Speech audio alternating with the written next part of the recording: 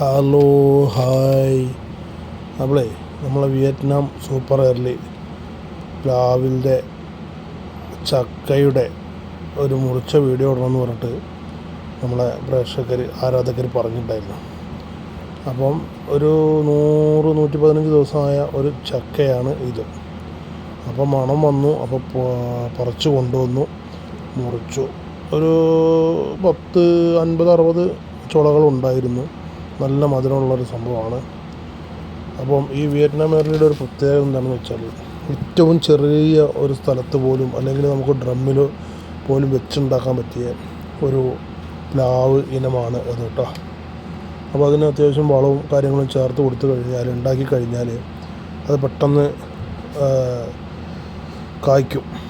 കുറച്ച് ചെറിയൊരു പരിചരണം കൊടുത്താൽ ഉഷാറായിട്ട് വരുന്നൊരു സംഭവമാണ് അത് കേട്ടോ.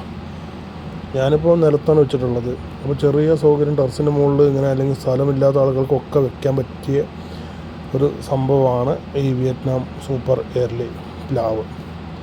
അപ്പോൾ ഇതിൻ്റെ തൈകൾ എന്ന് പറഞ്ഞാൽ ഒരു 50-60 രൂപ മുതൽ സാധനം നമുക്ക് ലഭിക്കും. പിന്നെ അത്യാവശ്യം വലിയ തൈകൾ, അതായത് ഇപ്പോൾ ഞാൻ കൊണ്ടുവന്ന തൈയൊക്കെ ശരിക്കും കൊണ്ടുവച്ച് 2ാമത്തെ വർഷം തന്നെ കായ്ച്ചിരുന്നു. അപ്പോൾ അത്യാവശ്യം വലിയ തൈയായിരുന്നു വാങ്ങിച്ചത്. അന്ന് ഞാൻ 150 രൂപയ്ക്ക് മറ്റാണ് വാങ്ങിച്ചതെന്നാണ് എനിക്ക് തോന്നുന്നത്. അപ്പോൾ ഞാനൊരു 10-15-20 പ്ലാവൊന്ന് വാങ്ങിച്ചിട്ടുണ്ടായിരുന്നു. ഞാൻ ഓരോ സ്ഥലത്ത് വെച്ചു. അതിൽ 10-12 കായ്ച്ചു തുടങ്ങിയിട്ടുണ്ട് കേട്ടോ. അപ്പം ചക്കയ്ക്ക് തിന്നണമെന്ന് ആഗ്രഹമുള്ള ആൾക്കാർക്കും സ്ഥലമില്ലാത്ത ആൾക്കാർക്കും ഒരു നല്ലൊരു ഇനമാണ് ഈ വിയറ്റ്നാം എയർലി.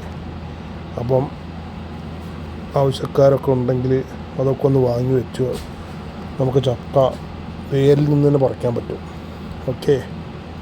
അപ്പോൾ ഇതാണിപ്പോൾ നമ്മളെ വിയറ്റ്നാം സൂപ്പർ എയർലിയുടെ വിശേഷങ്ങൾ.